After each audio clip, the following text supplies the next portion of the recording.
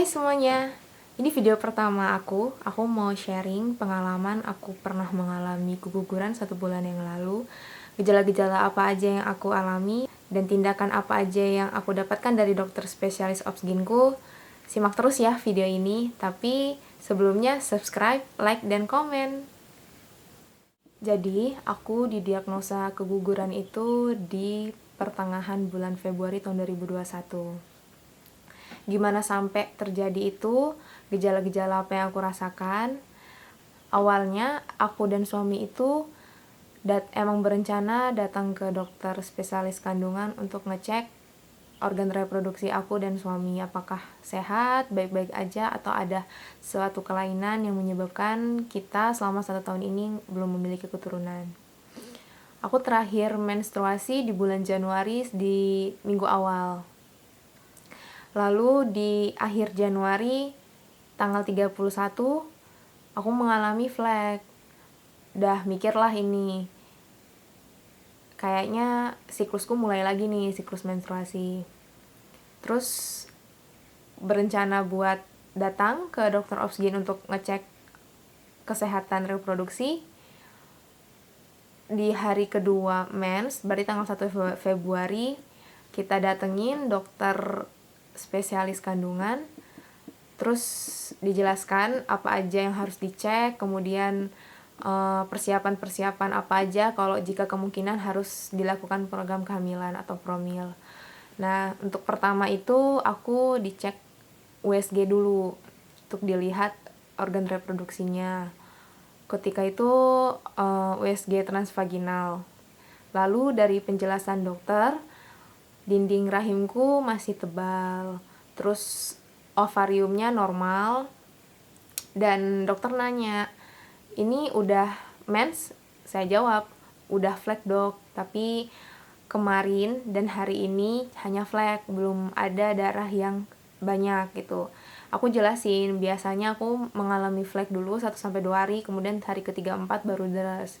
Terus dokter bilang, oh ya udah ini mungkin menuju peluruhan, dan ini organ reproduksinya baik-baik aja gitu. Dari sisi suami, dokter menyarankan untuk pengecekan lab terhadap kualitas sperma. Udah, setelah pulang dari sana aku lega karena dari sisiku nggak ada sesuatu yang mengkhawatirkan. Tapi ada satu pengecekan lagi yang disarankan oleh dokter, pengecekan HSG untuk dilihat apakah ada sumbatan atau tidak di saluran indung telur. Tapi itu nanti dilakukan ketika menstruasinya udah selesai. Nah, lalu dalam itu kan di hari kedua saya menstruasi, sekitar tanggal 1 Februari, hari Senin. Nah, lalu hari Selasa, Rabu, sampai Kamis tuh aku cuma ngerasain flek, nggak ada darah yang keluar. Heran kan, biasanya di hari ketiga ke hari 4 itu pasti udah mens, sudah banyak. Aku ngide nih di hari Kamis buat olahraga, sepedaan. Biasanya kalau misal olahraga, pasti menstruasinya lancar gitu. Nah, di hari Jumat dan Sabtu itu sama sekali bersih, nggak ada flek sama sekali, nggak ada darah yang keluar. Aku heran dong, kok cuma flek, terus bersih. Hari Minggu sepedaan lagi sama suami buat ngelancarin lagi kan. Siapa tahu dengan aktivitas yang lumayan berat, aku bisa menstruasi dengan lancar. Abis sepedaan hari Minggu, sorenya ada darah yang keluar. Ya udah, aku bersyukur dong, udah mens yang bener gitu. Tapi suami hari Minggu itu nge-feeling, kita coba beli test pack yuk, coba aja buat ngeliat aja, coba-coba. Aku karena udah sering di PHP-in sama hasil test pack beberapa bulan lalu, jadi kayak gak usah deh, males gitu.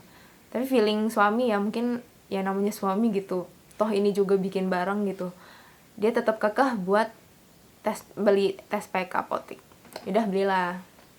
Hari Senin pagi pas bangun tidur langsung pipis ditampung.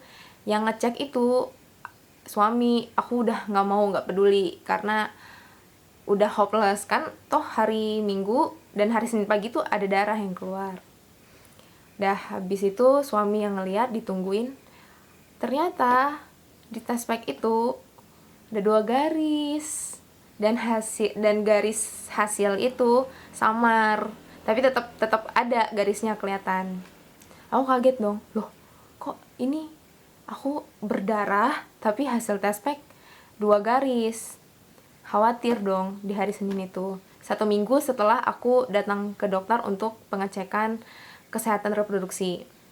Habis itu siang aku datang dong langsung ke dokter yang ngecek aku sebelumnya, ceritain, dok aku mengalami flek terus bersih kemudian berdarah, dan hari ini berdarah tapi iseng test pack kok garis 2 dok. Terus dokter ngeliat, aku fotoin kan hasil test pack pagi tadi, ini dok hasilnya. Abis dilihat dokter sedikit ragu karena hasilnya kan samar nih, lalu disarankan coba cek lab dari sampel urin di lab rumah sakit itu buat kita pastiin ini positif atau enggak. Nah, sekalian di USG, tapi USG-nya yang dari perut. USG dilihat dinding rahimku masih tebal, tapi belum ada kantong janinnya, belum ada kantong kehamilannya. Ya udah, aku pergilah ke lab, cek, nunggu sekitar setengah jam. Mbak laborannya itu dateng kan, ini hasilnya mbak, senyum. Terus aku deg-degan. Suami juga deg-degan pas ngelihat hasil positif. Kaget dong, aku yang kaget, suami yang seneng. Kenapa aku kaget? Karena aku khawatir hasil positif dengan berdarah ini kayaknya gak baik-baik aja nih. Suami seneng karena akhirnya berhasil, kita berdua bisa sampai ke tahap hasil lab kehamilannya positif. Datang lagi ke dokter, dok ini hasilnya positif.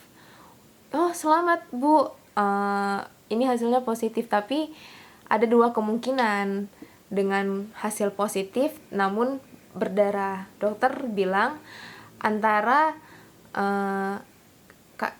kehamilan ektopik, yang kedua indikasi keguguran. Yang bahayanya kalau kehamilan ektopik ketika dia itu tetap berkembang, nanti bisa menyebabkan perdarahan hebat dan sakit yang luar biasa. Nah, jadi untuk 1 minggu berikutnya dokter ngasih aku obat untuk mengurangi perdarahan, pereda nyeri, sama penguat kandungan. Terus ada satu lagi, dokter ngasih vitamin asam folat. Setelah asar mulai agak reda. Pas aku pipis ternyata ada gumpalan yang keluar.